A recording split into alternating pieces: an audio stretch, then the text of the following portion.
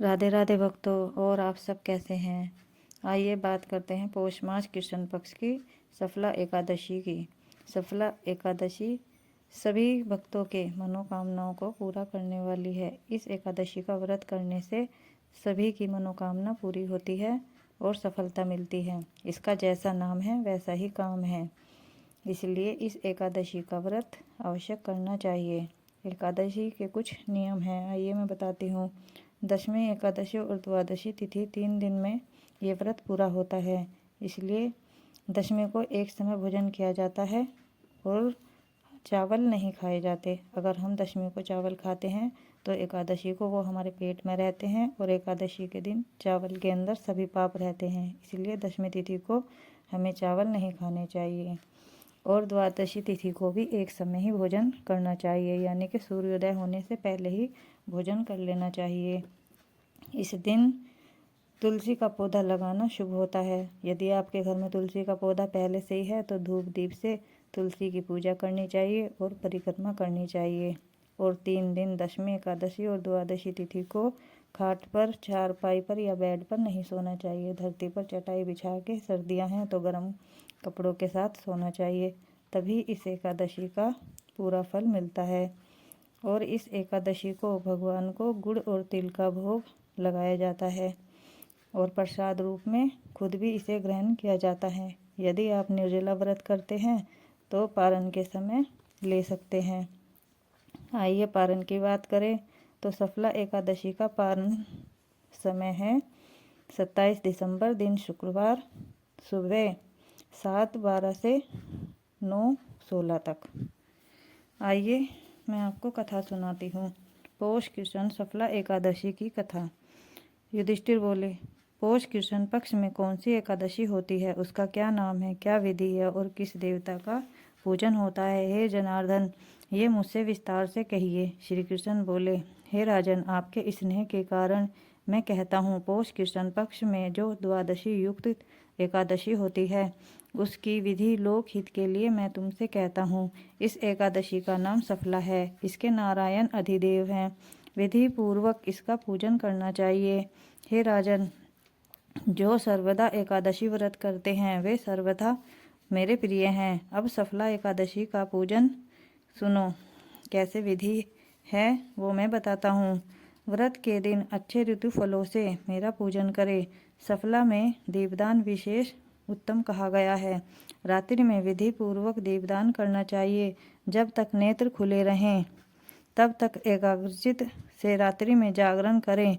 उसके पुण्य का फल सुनो। हे राजन, उसके समान न तो कोई यज्ञ है, न तीर्थ है, न संसार में कोई व्रत है।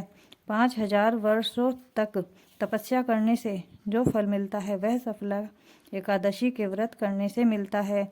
हे राजन, अब सुनो। महिष राजा की चंपावती नाम की प्रसिद्ध पुरी थी। राजा के 4 पुत्र थे। उनमें लुम्पक नामक बड़ा पुत्र था। वह बड़ा पापी, पर स्त्रीगामी, जुआरी और वैश्यगामी था। राजा ने पुत्र को ऐसी दशा में देखकर राज्य से निकाल दिया। तब लुम्पक मन में सोचने लगा कि पिता और बंधुओं ने मुझको त्याग दिया है, अब मुझको क्या करना चाहिए। इस प्रकार चिंता करते हुए उसने विचार किया कि मैं दिन में वन में चला जाऊंगा, फिर रात को वन से आकर पुरी में रहूंगा। यह विचार कर वह वन में चला गया। नित्य जीव हिंसा और चोरी करता था। वहाँ अतीत प्राचीन पीपल का पेड़ था। उस वन में उस वृक्ष को देवता की तरह मानते थे। उसी स्थान पर वह पापी लुम्पक रहता था। निंदित और दुष्कर्म करते हुए उसको पौष कृष्ण सफला एकादशी का दिन आया। हे राजन, दशमी की रात्रि को वस्त्रहीन होने के कारण शीत से पीड़ित होकर बेहोश हो गया। शीत के कारण पीपल के नीचे उसको नींद नहीं आई और मृत के समान हो गया। दांतों को खटखटाते हुए रात बीत गई। सूर्योदय होने पर भी उसको होश नहीं हुआ। सफला एकादशी के दिन लुम्पक बेहोश पड़ा रहा। जब मध्याह्न हुआ तब उसको होश आया। चैतन्य होने पर थोड़ी देर बाद वह अपने आसन से उठा। वह पग पग पर गिरता पड़ता लंगड़े की तरह चलने लगा। वह भूख प्यास से पीड़ित होकर वन में गया। उस दुष्ट लुम्पक को जीव हिंसा की शक्ति नहीं रह गई थी। जो फल भूमि पर पड़े हुए थे उनको उठा लाया। जब तक वह आया सूर्यास्त हो गया। हे तात, अब क्या होगा? ऐसा कहकर दुखी होकर विलाप करने लगा। वे फल पेड़ के नीचे रख दिए। रात में उसको नींद नहीं आई, इससे उसका जागरण हो गया। मधुसूदन भगवान ने उन फलों का पूजन और सफला एकादशी का व्रत स्वीकार कर लिया। इस प्रकार लुम्पक ने अकस्मात व्रत कर लिया। इस व्रत के प्रभाव से भगवान प्रसन्न हुए और आकाशवाणी हुई। सूर्योदय के उदय होने पर पिता के पास जाकर निष्कंटक राज्य का उपभोग करो। भगवान की कृपा से वह दिव्य रूप हो गया। सुंदर आभूषणों को धारण कर पिता के पास पहुंचा। उसको देखकर पिता ने निष्कंटक राज्य दे दिया।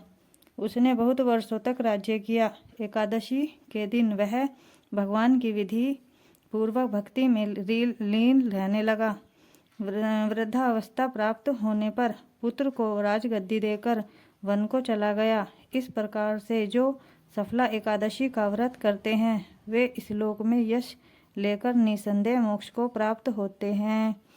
सफला एकादशी माता की जय हो। मधुसूदन भगवान की जय हो।